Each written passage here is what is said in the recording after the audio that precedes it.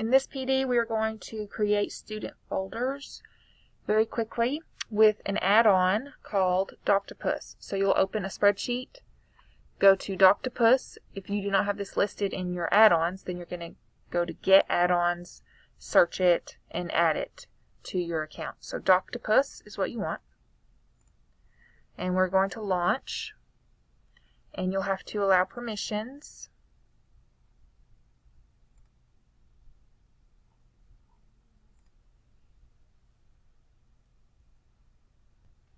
Doctopus can do quite a few things, but we are just going to use it today to create folders. So you have to choose which option you want. The two modes are to import from Google Classroom different assignments, so you can use Rubric, which is a rubric system, through this, or roster mode, which creates those student folders. So we're going to do the drive resources to a roster. From there, we're going to build a new roster. And another thing Doctopus can do is create a copy of a file for students and put it in their folders. And we can import it from Teacher Dashboard, which would be if you're using Google Classroom, or on this sheet is what you're going to choose if you're not using Google Classroom, and then create roster. And this will auto-populate the fields that you need. So what I'm going to do is create a Google form to get this information from my students so I don't have to type it all in myself. So here I've created a new Google form. I'm going to make sure it collects email addresses so that students don't type it in incorrectly themselves.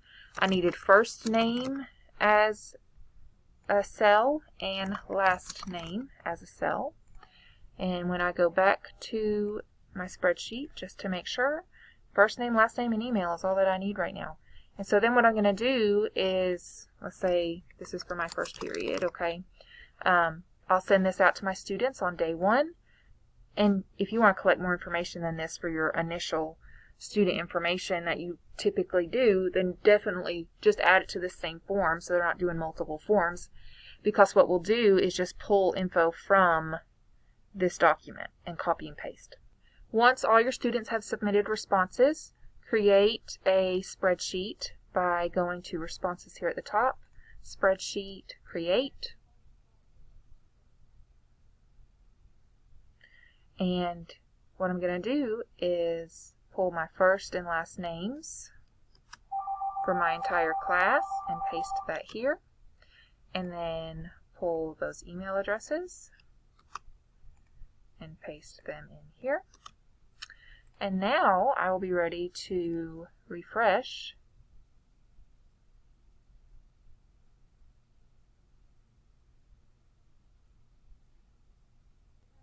Name my class.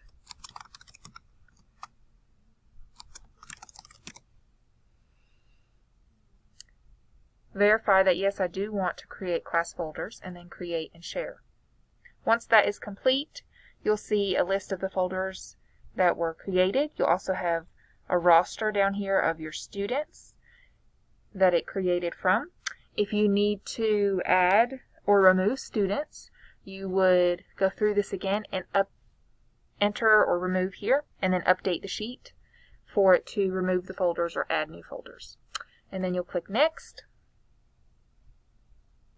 And then this starts going into sharing files with individual students, whole class, and if you want them to be an edited document or they all have their own copy type of thing. So we're not going to go into that with this tutorial. So what I am going to do is go into my Drive folder, and here is what I titled my class, First Period J. Tipton. When I click this, I have the student folder and a teacher folder. Under student is all the folders created for my class. Now, you'll notice that some of these folders have a little person icon and some do not. All of yours will have the person icon. Person icon means it is a shared folder between you and that student. These 3 do not have a shared icon because I used my own name and email as some sample students. So of course there's no one else to share it with because it's just me and my email. But this student, Samuel Dodson, when I click on this folder, you have a further breakdown of what they get to see, but I just wanted to show you the share on this folder for Samuel Dodson is he has editing access, which means he can drop files in there, but I am the owner. So I would have complete rights to the folder and everything that's in it once it is dropped in there. Now what these two folders mean within Samuel Dodson's file is if you use Doctopus and assign a document to your class, they will show up within these folders. So class edit, if we look at the share options on that, that will be a document that you have put out that everybody gets their own copy and he can edit that document, and you can see it's only you and he that have access to it.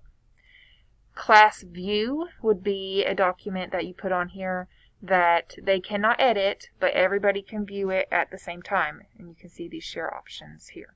Just to give you an idea of what those two folders do.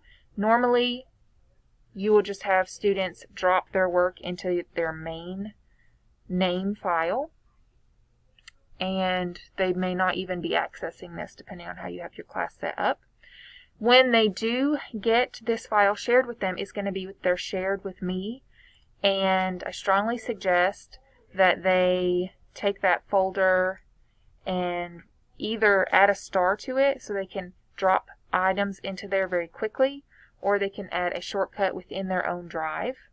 If they star it, they can easily send a document to a starred file by right-clicking, choosing Move To,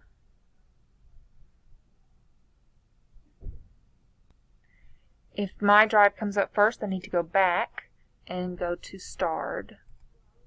And their starred would have a lot fewer options to have to go through, so you can add it to a folder that they have starred here, such as the research paper first drafts perhaps. And then click Move Here, and that is how they can quickly move things into that folder. You would have access to it at that point and be able to grade it quickly.